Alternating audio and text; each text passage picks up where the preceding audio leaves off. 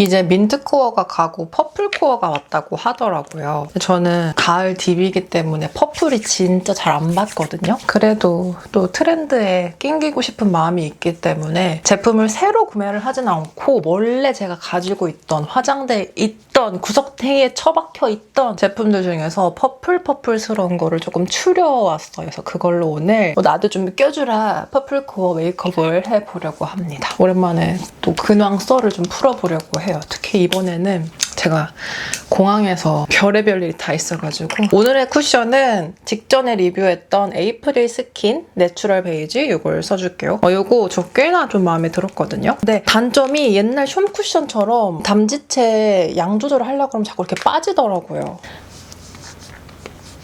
와, 여름이라 그런 건지 나이가 든 건지 눈에 띄는 잡티와 요철이 조금 더 신경이 많이 쓰이고 좀 커진 느낌이었는데 오랜만에 얘가 만족감이 좀 높더라고요. 오늘은 피부 표현을 그렇게 깨끗하게 안 해도 될 것 같아요. 오늘 이따가 막 주근깨도 막 그릴 예정이고 색조가 많이 올라갈 예정이라서 그렇게 꼼꼼한 표현은 안 해도 되지만 그래도 쿠션이 참 마음에 듭니다. 그리고 지금 영상 배경이 굉장히 난장판이잖아요. 부정 안 하겠어요. 난장판이에요. 오히려 지금 화면에 담기지 않는 부분을 보면 깜짝 놀라실 거예요. 지금 제 정신이 그래요. 그리고 오늘 쉐딩도 아마 나중에는 이것보다 훨씬 더 진하게 필요할 것 같아서 좀 과감하게 제가 어떤 느낌으로 해볼까 하면서 얼굴에 한번 그려봤거든요.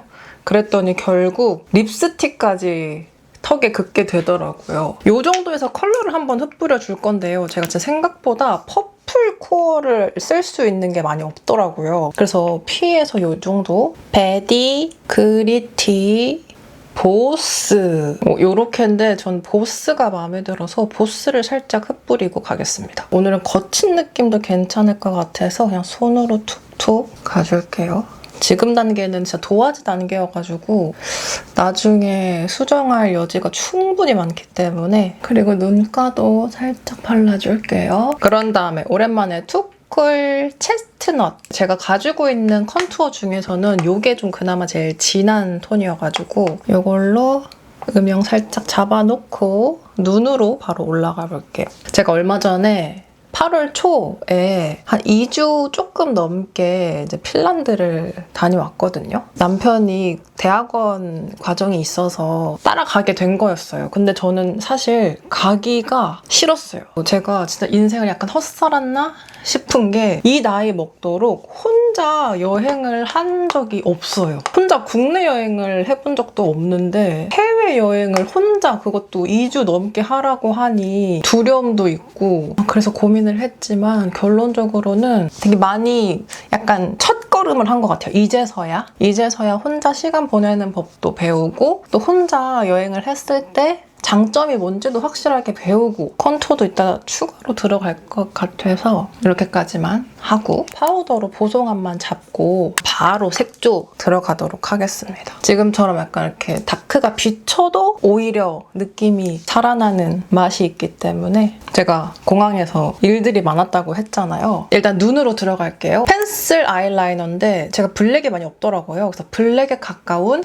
블랙 브라운으로 근데 원래는 이걸 손을 잡고 해야 되는데 거울이 점막을 좀 채워주고 왜냐면 확실히 나이 드니까 눈가에 탄력이 떨어지면서 이걸 그냥 이렇게 그으면 여기가 이렇게 살이 같이 조금 구겨지더라고요. 그래서 좀 한쪽으로 당겨서 고정을 조금 시켜줘야 되는데 지금은 거울을 들어야 되니까 일단 무슨 일이 있었냐면 첫 번째로는 저희가 조금 더 저렴한 가격에 좋은 품질로 가보려고 좀 누워서 가고 싶어가지고 일본을 찍고 가면은 누워서 반값으로 갈 수가 있더라고요. 그래서 그렇게 가보고자 한국에서 일본까지 가는 대한항공과 일본에서 핀란드까지 가는 핀에어를 JAL이라는 일본 항공사에서 패키지로 파는 항공권을 마이리얼 트립이라는 곳에서 대행해서 구매를 했어요. 되게 복잡하죠? 딱 출발하는 날 대한항공 데스크에서 발권을 하는데 이거 환승 시간이 원래도 조금 타이트했는데 오늘 비행 비행기가 지연이 돼가지고 이 환승을 못 맞출 것 같다고 말씀을 하시는 거예요. 그래서 그럼 어떡하냐 했는데 요 릴리바이레드의 밀크 포도불 얘로 막 스머징을 해줄게요. 환승이 안 된다고 하여 거기 대한항공 측에서 그러면은 자리만 1등석 자리만 빼주겠다. 그래서 환승 촉박하니까 먼저 내리고 할 수 있게 하겠다라고 해주신 거예요.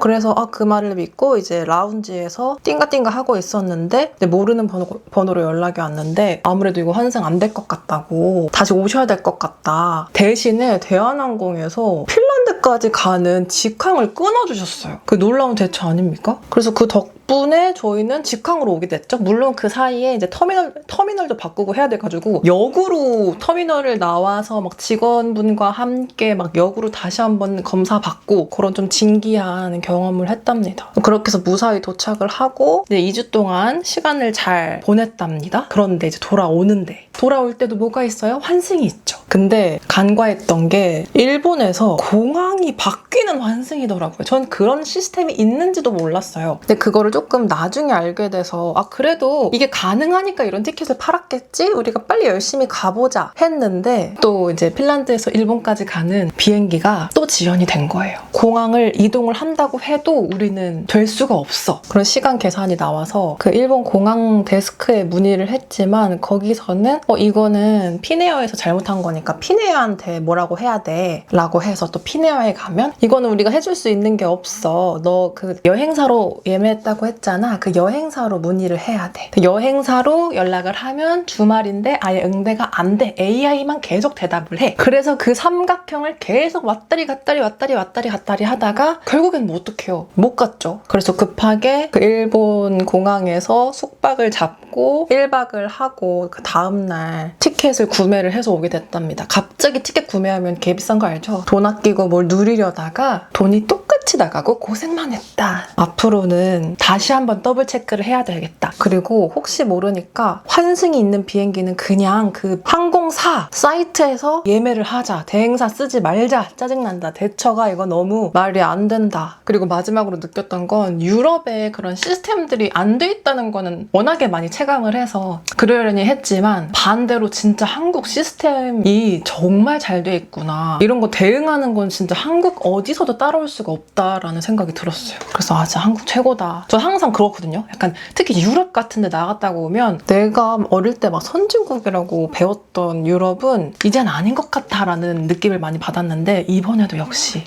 그렇게 좀 느끼게 되었답니다. 이거 그대로 여기서 애교살도 그려줄게요. 근데 뭐 이거는 뭐 인생을 살다 보면 뭐 그럴 수도 있고 하는 거라서 그냥 일본에 하루 묵게 된 거 뭐 엄청 비싼 돈 내고 그것도 뭐 시간도 좀 늦어가지고 뭐 관광도 없었고 그냥 호텔 근처에서 밥 먹은 게 다였지만 그래도 이 김에 일본 한번 들려보고 뭐 이렇게 좋지 뭐 하고 즐거웠어요. 근데 또 어떤 일이 있었냐면 이제 한국으로 돌아오는 비행기를 타려고 이제 출국하는 대기가 있잖아요. 근데 핀란드가 어떻게 되냐면 유럽인들은 빠르게 갈 수 있게 해놨는데 그 외의 사람들을 되게 좁은 곳에 다 넣다 보니까 대기줄이 진짜 어마어마한 거예요. 이제까지 그렇게 대기를 해본 적이 없어요. 나중에 끝나고 보니까 그 도장 한번 받으려는데 2시간 넘게 걸린 것 같더라고요. 근데 그건 진짜 이해가 안 가. 나중에는 본인들도 막 몇 시행 뉴욕 가시는 분 손들어요 해가지고 막 그 많은 줄에서 막 사람들 막 깽깽거리고 나오고 그게 계속 반복됐는데도 그리고 이게 오늘만 그런 게 아닌 것 같은데도 왜 그런 시스템을 고집할까 의아하긴 했지만 어쩔 수 없죠. 기다려야죠. 라인 그릴 땐 말을 못해서 잠깐만요. 그리고 다시 풀어줄게요. 뭐 기다리고 있었죠. 나만 기다리는 것도 아니고 다들 힘들게 기다리고 있었고 그리고 저의 앞에 있던 분은 외국분이셨는데 진짜 애기 우유 빨아야 되는 애기를 한 손에 들고 그 줄을 다 기다려줬어요. 아무튼 그렇게 기다리고 있는데 줄이 너무 길어서 저 뒤에 막 어떤 가게 앞에 막까지 막 다 이어져 있는 거예요. 저희가 조금씩 앞으로 가서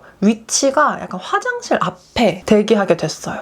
근데 갑자기 저의 줄 이쪽에 남자 하나가 가방을 놓고 약간 애매하게 자리를 잡는 거예요. 근데 그 남자랑 같이 온 또 하나의 남자가 있었는데 커플인 것 같더라고요. 근데 그 사람이 바로 화장실로 들어가길래 아, 화장실 가는구나 이렇게 했어. 근데 좀 있다가 그 화장실 간 사람이 나왔어. 그러더니 우리한테 말을 시키는 거예요.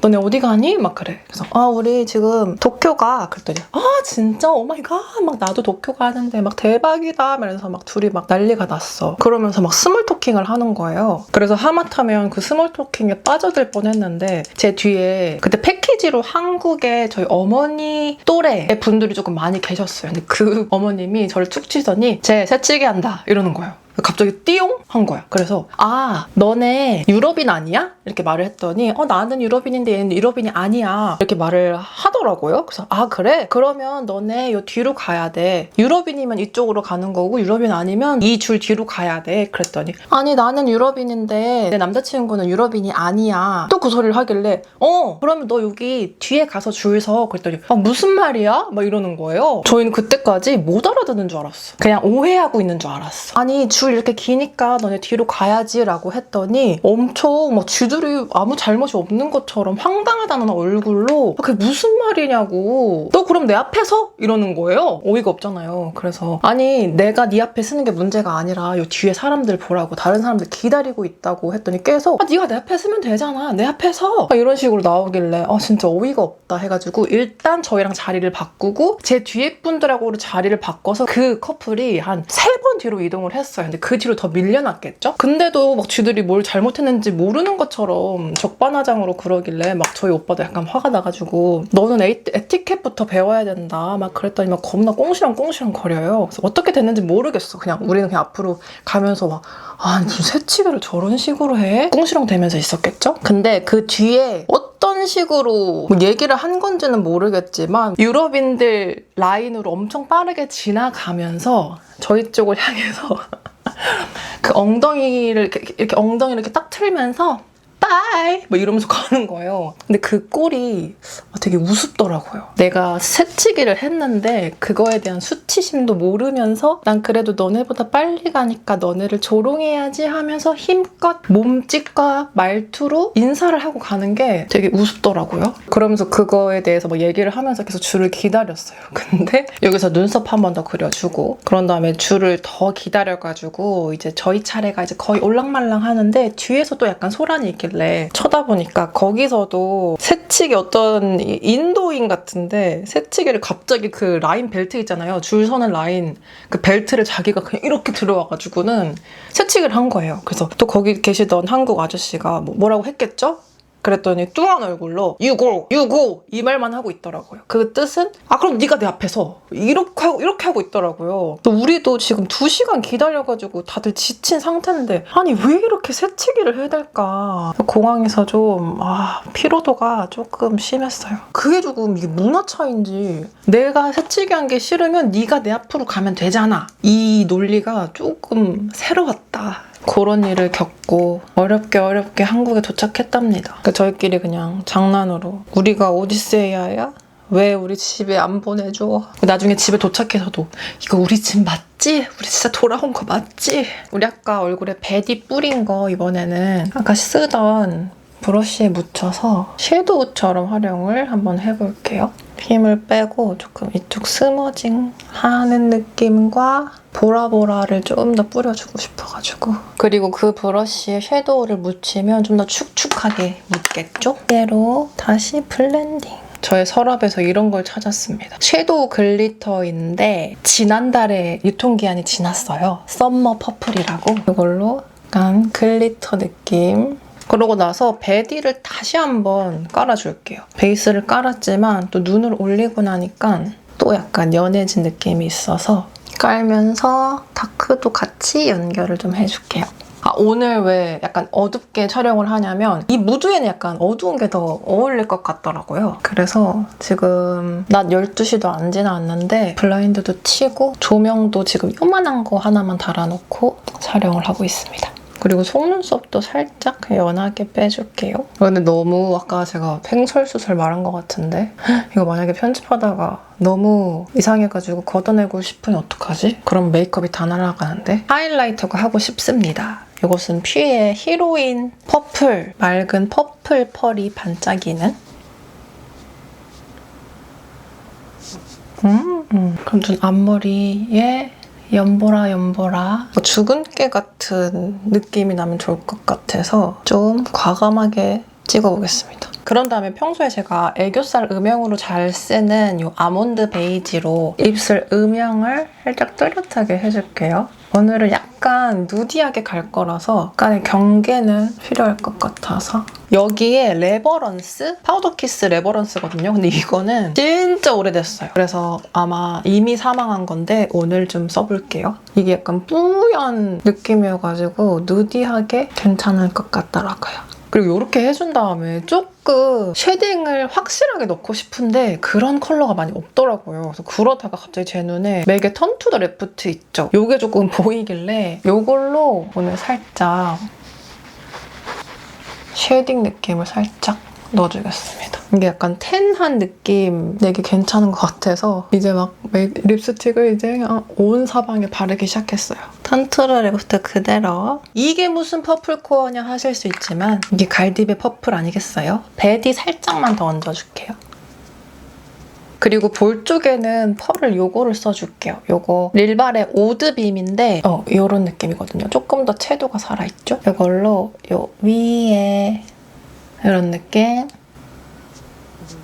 하는 김에 눈썹 중앙 쪽도 살짝 해줄게요. 그리고 귀찮지만 속눈썹 붙이는 게 낫겠죠? 속눈썹은 붙이고 왔고요. 뭐 붙였냐면 이거 필리밀리랑 그때 산리오 콜라본지 좀 과해서 안 쓰다가 오늘 이 끝부분은 언더가 아니라 위로 올려서 붙이고 앞에 쫑쫑 2개씩 3개 이렇게 해가지고 붙이고 왔습니다.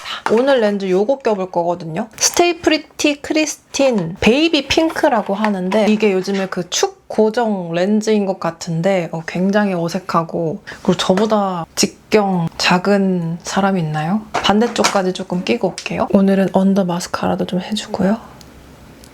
이렇게 하고 머리도 오늘은 좀 시크한 느낌을 내고 싶지만 제가 얼굴형 때문에 뭔가 또 해보고 올게요. 이렇게 해서 선글라스도 한번 얹어보고 해서 약간 핫걸 느낌을 내보려고 했는데요. 화장실 가니까 아까 여기 립스틱으로 쉐딩한다고 찍어놓은 거 블렌딩 안 하고 그대로 있더라고요. 그래서 블렌딩 하는 김에 위에까지 조금 더 올라가 보았고 눈이 너무 초롱초롱해서 그게 조금 걸리지만 그래도 오늘은 이 렌즈를 끼기로 했으니까 눈을 이렇게 한번 더 몽환적으로 한번 떠보기로 하고 어떤 분들은 이게 어떻게 퍼플코어냐 하실 수 있겠지만 저 같은 사람에게는 이것이 바로 퍼플코어가 아닐까 생각이 듭니다. 그리고 화면에 제 손톱이 잡힌 김에 근데 거의 이거 벗겨내야 될 시기가 왔거든요. 거의 한 달이 지나가긴 하는데 너무 귀여워서 너무 만족스러운 네일이라서 늦었지만 한번 이렇게 자랑을 해봅니다. 그럼 저는 만족한 얼굴로 마무리를 하겠습니다. 오늘 영상 끝까지 함께 해줘서 고맙고 다음 영상에서 또 보자고요. 여러분